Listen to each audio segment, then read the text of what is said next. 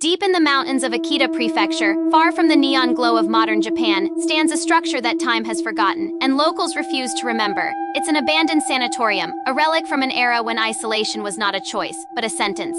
Officially, it closed its doors decades ago, another victim of budget cuts and structural decay. But the truth, as whispered in hushed tones and shared on dark corners of the internet, is far more unsettling. This wasn't just a closure. It was a disappearance, and some say not everyone left. Welcome to one of Japan's most chilling urban legends, the shadow patients of the Akita Sanatorium. This facility wasn't built for comfort. Its remote location was a deliberate choice, designed to hide away those with infectious diseases and severe mental health conditions, separating them from the rest of society. It was a place of last resort, a final stop on a journey of suffering. Digging into its history reveals strange anomalies.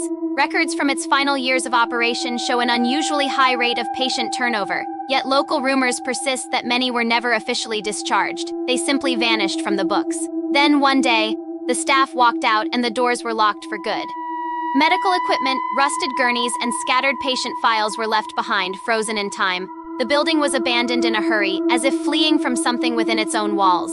Today, only the bravest urban explorers dare to cross its threshold, and what they report is disturbingly consistent. The air inside is heavy, and the corridors are unnaturally cold, a stark contrast to the rest of the decaying structure. It's in these long, dark hallways that the real horror begins.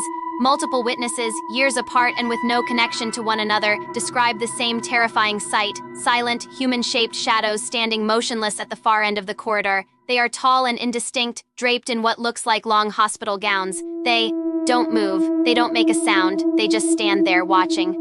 The most unsettling detail, reported time and again, is what happens when you notice them. The moment your eyes lock onto one or you acknowledge its presence, it vanishes, not by running or fading away, but by instantly disappearing, as if it was never there at all. Some say they seem to melt into the walls themselves. Is it just a trick of the light? The building's design, with its long, narrow windows, does create strange and elongated shadows, even in the middle of the day. But that doesn't explain everything. Explorers have brought in audio equipment, capturing the distinct sound of footsteps on decaying linoleum when no one is moving. Faint, disembodied whispers and dry, rattling coughs have been recorded echoing through empty patient rooms. The feeling of dread is a common thread in every account. Many report an overwhelming sense of anxiety and nausea, particularly when entering the old patient wards. It's a physical sickness, a primal fear that tells you to get out. Technology seems to agree. Cameras and phones mysteriously malfunction, batteries drain in an instant, and recording devices fail precisely in the areas where the shadow figures are most frequently seen. It's as if the place itself, or whatever resides there, doesn't want to be documented. The locals know better than to go near it. They refer to it only as that place in the mountains, their faces tightening with a mixture of fear and respect. Over the decades, several attempts have been made to redevelop the land, but every project has failed, abandoned before it ever truly began. It's as if the property rejects any attempt at a new life. Even nature seems to be affected. The trees and bushes around the main entrance grow in strange, twisted patterns, and the surrounding forest is eerily silent. There are no birds chirping, no sounds of wildlife, a dead zone in an otherwise thriving ecosystem. Inside, the decay tells its own story. Graffiti left by previous visitors often depicts the same haunting imagery. Faceless figures, sometimes with hollowed-out eyes, standing in rows. It seems anyone who spends enough time within these walls becomes obsessed with the silent observers. Some accounts claim you can only see the shadows in your peripheral vision, a flicker of movement, a dark shape at the edge of your sight. When you turn to look, there's nothing there, but you can still feel the eyes on you, at night. Investigators report an intense sensation of being watched from behind, a feeling so strong it forces them to leave. What are these shadow patients?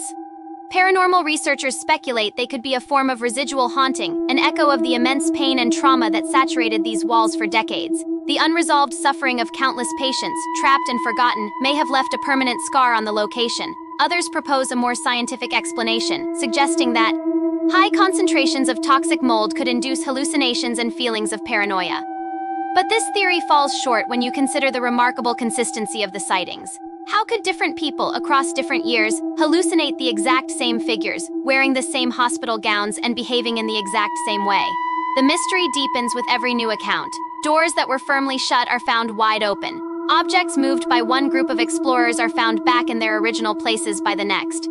It's a subtle, intelligent manipulation of the environment, suggesting something more than just a memory is at play. The access roads have long since collapsed, making the sanatorium more isolated than ever. Yet, the stories continue to leak out, shared on online forums where one warning is always repeated. If you see the shadows, do not follow them. Do not try to get closer. Just turn around and leave.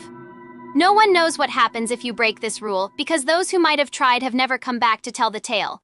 To this day, the Japanese government has never officially acknowledged the phenomena reported at the Akita Sanatorium. No formal investigation has ever been launched to confirm or debunk the stories. And so the building remains silent, decaying. And for those who have seen what lurks inside, it is always watching. What is the truth behind the shadow patients? Are they tormented spirits, a psychological projection of the site's dark history, or something else entirely?